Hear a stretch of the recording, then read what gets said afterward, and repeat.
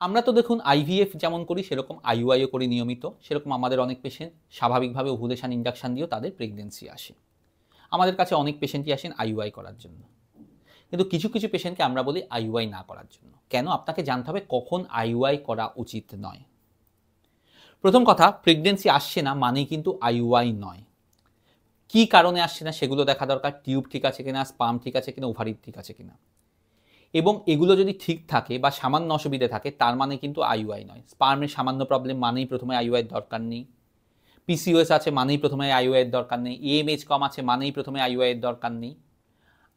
প্রথমে এইসব ক্ষেত্রে ওভুলেশন ইনজেকশন অর্থাৎ প্রেগনেন্সি আসার জন্য ওষুধ দেওয়া যায়। তাতে যদি প্রেগনেন্সি না আসে তখন আইইউআই করা যেতে পারে। অর্থাৎ প্রেগনেন্সি আসছে না মানেই আইইউআই নয়। প্রথমে ওভুলেশন ইনজেকশন চেষ্টা করুন অন্তত 6-7 মাস ওষুধ দিয়ে বা ইনজেকশন দিয়ে, তাতে না হলে তারপর আইইউআই করুন।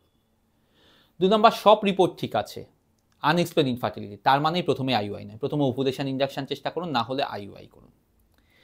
3 নাম্বার, আপনার আগে একবার ইক্টোপিক প্রেগনেন্সি হয়েছে, তার মানে কিন্তু আইইউআই নয়। আইইউআই করে কিন্তু ইক্টোপিক প্রেগনেন্সি হওয়ার সম্ভাবনা কমবে না। এরপর ধরুন আগে আপনার মিসক্যারেজ হয়েছে, সেটা একবার হতে পারে বা বারবার হতে পারে, তার মানে সেটা ট্রিটমেন্ট কিন্তু আইইউআই নয়, কারণ আইইউআই প্রেগনেন্সি আসার ট্রিটমেন্ট। আইইউআই করার পরেও কিন্তু মিসক্যারেজ হতে পারে। এরপর ধরুন আপনার সেক্সুয়াল প্রবলেম আছে, ঠিকমতো সহবাস করা যাচ্ছে না, তার মানেই কিন্তু আইইউআই নয়, কারণ সেক্ষেত্রে আইইউআই করার আগে বাড়িতে নিজেরা সেলফ ইনসেমিনেশন করতে পারেন। এছাড়া কখন আইইউআই করবেন না, ধরুন আপনি জাস্ট প্রেগনেন্সি নেওয়ার কথা ভাবছেন, তার মানেই তখন আইইউআই করবেন না। অথবা ধরুন এর আগে আপনি 3-4 বার আইইউআই করেছেন, তারপরে কিন্তু আর আইইউআই করা উচিত নয়। ধরুন একজন মহিলার 2টো ফ্যালোপিয়ান টিউব ব্লক আছে, তাহলে কিন্তু আইইউআই করা উচিত নয়।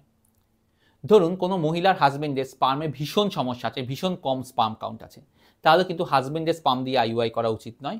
আইইউআই করতে গেলে ডোনার স্পার্ম দিয়ে করতে হবে, আর সেক্ষেত্রে হাজবেন্ডের স্পার্ম দিয়ে আইভিএফ করা উচিত।